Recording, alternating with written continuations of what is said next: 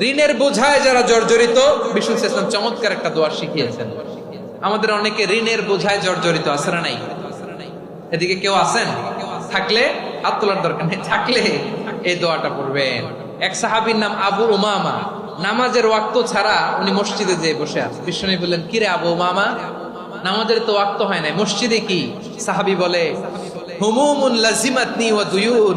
নবী গো, ঋণের বোঝায় এমন টেনশনে আছি, ঘরে থাকতে পারলাম না, মসজিদে চলে আসছে। বিষ্ণু বলেন, আমি কি তোমার এমন একটা দোয়া শিখাবো যেটা বললে আল্লাহ তাআলা তোমার ঋণের বোঝা হালকা করে দিবে? আবু উমামা বললেন, ইয়া রাসূলুল্লাহ, অবশ্যই শিখাবেন। বিষ্ণু বললেন, তাহলে তুমি পড়বা, আল্লাহুম্মা ইন্নী আউযু বিকা মিনাল হাম্মি ওয়াল হাযান ওয়া আউযু বিকা মিনাল জুবনি ওয়াল বুখল ওয়া আউযু বিকা মিন গালাবাতিদ দাইনি ওয়া কাহরির রিজাল। ও আল্লাহ, তোমার কাছ থেকে দুশ্চিন্তা থেকে পানাহ চাই, কৃপণতা, ভীরুতা, অলসতা, কার্পণ্যতা, এই সব কিছু থেকে, মানুষের কঠোরতা, আমার উপর মানুষের আধিপত্য এবং ঋণের বোঝা থেকে পানাহ চাই। এই দোয়াটা যখন বিষ্ণু শিখাই দিলেন, আবু উমামা বারবার এই দোয়া পড়ে, আল্লাহুম্মা ইন্নী আউযু বিকা মিনাল হাম্মি ওয়াল হাযান ওয়া আউযু বিকা মিনাল আজজি ওয়াল কাসাল ওয়া আউযু বিকা মিনাল জুবনি ওয়াল বুখল ওয়া আউযু বিকা মিন গালাবাতিদ দাইনি ওয়া কাহরির রিজাল। আবু উমামা বলে, এই দোয়া আমি পড়তে লাগলাম আর পড়তে লাগলাম। কিছুদিন পরে দেখা গেল বিষ্ণু নবীর শেখানো এই দোয়ার বদৌলতে আল্লাহ তাআলা আমার সব ঋণ পরিশোধের ব্যবস্থা করে দিয়েছেন।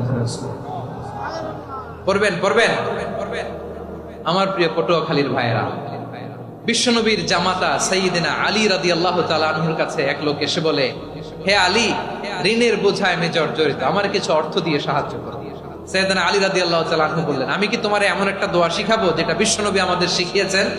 এই দোয়া যদি তুমি পড়ো, লাউ কানা আলাইকা মিসলু জাবালিন কাবীরিন দাইনান আদাল্লাহু আনকা, পাহাড় পরিমাণ যদি ঋণের বোঝা হয়, আল্লাহ এটা পরিশোধের ব্যবস্থা করে দিবেন।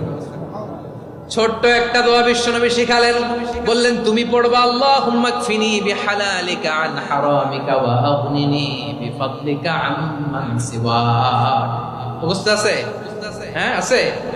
আল্লাহুম্মা কফিনি বিহালালিকা আন হারামিকা, আল্লাহ তোমার হালাল দিয়ে আমাকে পরিতুষ্ট করো, হারাম থেকে বাঁচিয়ে রাখো, আর তোমার অনুগ্রহে মানুষের মুখাপেক্ষী যেন আমি না হই, আমি যেন সবসময় তোমার মুখাপেক্ষী হয়, ওই তৌফিক দিও। সুবহানাল্লাহ পড়েন।